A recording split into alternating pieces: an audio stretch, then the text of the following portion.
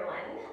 My name is Lwanele. I'm a clinical psychologist at Oasis Mental Wellness Hub, and I just wanted to talk to us a little bit about, how families can cope with this particular time of COVID-19 or coronavirus. So South Africa, which is where I am and where I practice, is has been locked down. So essentially, that for 21 days, people are going to be staying at home unless you're an essential service.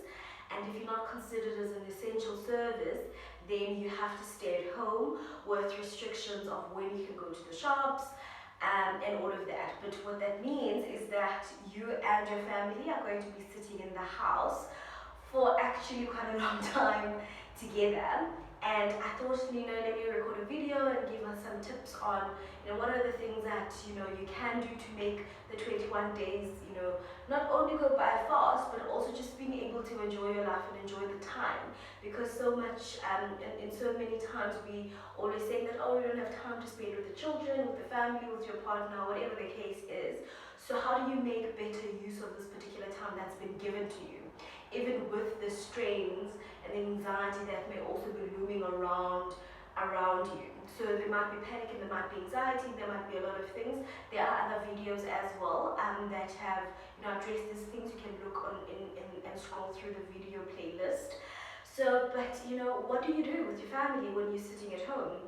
So I think one of the important things is that even for introverts that do prefer to stay at home and that don't actually mind being in the house all the time, this is going to be different, because what this is not a choice. When you're an introvert and you're staying in the house and you decide not to go out with your friends, whatever it is, the thing is that you're in control of that decision. You can decide at any point to say, actually, you know what, I'm going to go.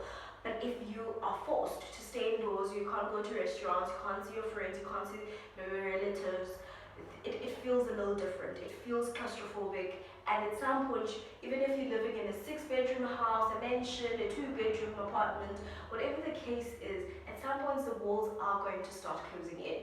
So I want to, discuss, 4 things really that can, that we can look at, and then that we can allow or give you some tips on how to deal with those particular areas. So I think the first one is kids.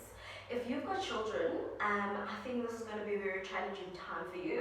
And I think we've seen memes and all of that around because people are really anxious about being with their children for a long time. And I don't think it's because people don't love their children. I think it's because we're not used to having children for such a long, engaged period of time. But also at the same time, it gets a little crazy when kids are in the house, whether they are, screaming, fighting with each other, and all of that. So, and also I think the added thing is that you still want them to get a little bit of, lessons in, even if it's not necessarily the, 6-hour day, but you still want them to study something or to learn something and not necessarily just watch TV all the time.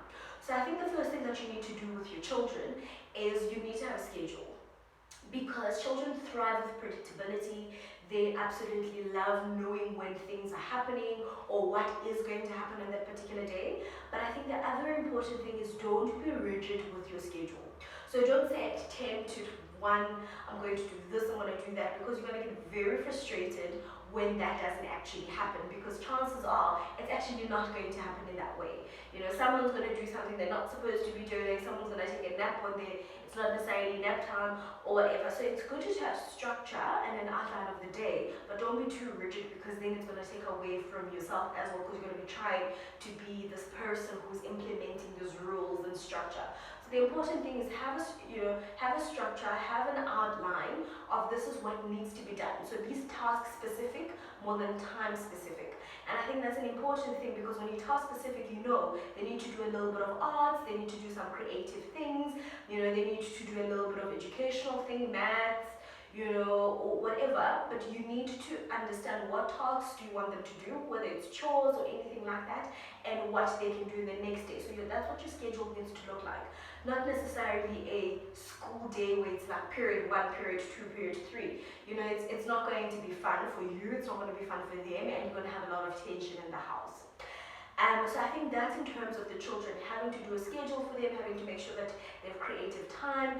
And I think that, the other thing with the children is that like some people think that, they want to homeschool and do that. This is your test. If you thought you ever wanted to homeschool, this is a test to see that can you actually do it. So it's actually not all bad.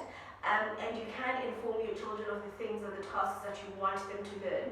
Because I know some people think that, like in schools, that there is, there's, lessons that they don't necessarily want to be taught, how early you want your children to start learning about sex. I mean, it's all extra things. You only have 21 days. You're not going to change the world. But I think just create a little structure, create a little bit of an outline. Don't be rigid. I think the other thing is screen time. Screen time, of course, they're going to have a little bit more than usual. I think you also need to get over that and not necessarily say you only want them to have 1 hour a day just like they usually do. They're going to have a little bit more than usual. I think it would be helpful for them to actually have a little bit more than usual, especially for teens. Teens need to be able to speak to their friends, they need to be able to kind of like chat, see what's going on. Yes, of course, they mustn't stay on the, social media or their screens for like 5 hours or 6 hours, but I think give them a little bit more than you would have, had it been a normal weekday or a school day, because they need to get in contact with the people that they love and their friends and everyone outside the house. And if they feel like they've got that outlet, then they're going to be less, disruptive in the house, and snapping at everyone, than if you don't actually allow them that time. And yeah, so that's in terms of the screen time. And then I guess the next thing that then we need to talk about, because I said we have 4 things, is the environment. I think, firstly, be calm, get over the fact that your house is going to be messy. It's going to be messy, things are going to be displaced, that's okay. You don't have to, like, be so strict in terms of that. As long as you're observing cleanliness and hygiene, then that's fine. You're gonna have toys everywhere. Actually, it might be even beneficial to move some furniture towards the walls so that you can allow the children to have space, go up and down.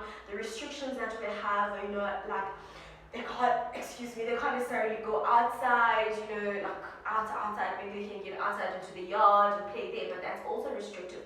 So get over the fact that your environment is going to change. Move furniture around. I think the other thing that would be quite helpful is have corners or spaces. Create spaces. So create a space where this is the arts and crafts space. Like put a table at the corner and then make another space where it's reading corner, whatever. And the reason why this is important is that it doesn't feel like space is claustrophobic. It feels like you can move away to a certain direction.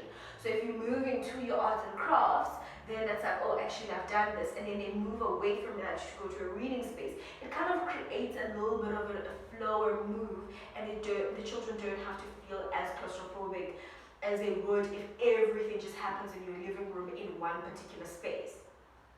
That's in terms of the environment. I think the other thing you have to do is also create spaces where they can be alone. And I'm going to talk a little bit about that when I talk about the last point. But also just create spaces where the children can be alone, where they're fun. Don't force them to play with each other all the time. Just let it be. If they want to be by themselves, allow them to be by themselves. Which then leads to the third thing, which is relationships, family relationships to be specific. So family relationships are going to be so important because now you're going to be in each other's spaces, you're going to be fighting more, you're going to be getting along more, but you're also going to really be together. So most people actually don't spend this much time with their families. And it's going to be really telltale because then, like when you spend so much time with your families, then you start to fight. And I think the important thing there is sibling rivalry is going to be there. So don't be so strict in terms of everyone must get along all the time. A little bit of conflict is fine, a little bit of snapping at each other is okay. You must just make sure that it's well managed. And the important thing about making sure that it's well managed is that, allow them to have individual spaces, like I said before, but also allow them to have like sister-brother time or the brother time, whatever your family dynamic is, or uncle or aunt, whatever. Have that particular space because you want them to also relate better with each other, but also allow them the individuality and the autonomy to be themselves and to do whatever they want to do. So don't force things too much. I think the other important thing about family relationships is that as a parent, whether you're a mom or dad, aunt, or guardian, you are now going to be more at home than you ever have been before if you're not a person that works from home. And the important thing about this is that your children always make excuses for you when you don't play with them. They'll say, no, mom is, tired, dad works really hard, dad works long hours, my uncle does this, my guardian does this. So now you're going to be in the house for a long time. So when you reject to play with them, in the time where you actually have a lot of time, when they can see that you're bored sometimes, like you're pacing, going up and down, and you actually still don't play with them, it becomes very personal for them. And the reason why it becomes personal for them is that, does my mom not want to play with me? Does my dad not want to play with me? Does my uncle not want to play with me? And when that happens, is that it lowers their self-esteem, and they start feeling that they are the problem, even though maybe you may be tired or anything like that. So I think the important thing is make time to have one-on-one play time with your kids. And that's an important thing, because if they don't have that, then they're going to internalize so many things that they're getting from the environment, but also from their little heads. So allow them to have one-on-one time with you. And then the last point that I want to make is self-relationship. That is so important, because if you're not taking care of yourself, best believe you're going to be snapping at everyone in the house, and you don't want that. So take care of yourself, have alone time. When I said have demarcated spaces for different things, so have a space for self-time for yourself as well, and make rules around it to say, listen guys, for everyone at 3 o'clock every day, we're going to have personal time. Call it personal time, call it self-time. Create it. You can even be creative with each other and try and name it together. But I think the important point is 3 o'clock every day, everyone goes into their own spaces. Nobody knocks on anyone's door. No one goes anywhere. Just like have time by yourself. And the important thing about this is that you also need to feel like you can hear your thoughts, that your mind is still working, that you're not buzzing out of all the noise and the screams and the fights and the conflict and the happiness, the giggles. Like you also need to have time where you just calm down, whether you meditate, if you're a meditator, read a book, whatever it is that brings you back into a calm space. Have that time. If you don't have that time, it's going to be very hard for you to kind of like continue with the 21 days. 21 days is a long time when you're in one space. So make sure you've got self-time, personal time, and fill up your particular cup. And some thoughts are going to come into your mind in terms of when you by yourself and all of that, whether you're just feeling like this family situation doesn't work out, all of the things, or your job doesn't work out. There's a video that's out in terms of how do you handle the fears of how do you face your demons when you are in these constricted places. So check that out as well. But I think the important thing for now is that observe those 4 things, and your family might just cope with this 21 shutdown. In actual fact, your family is going to cope with this 21 days lockdown. I think it's also not really all bad.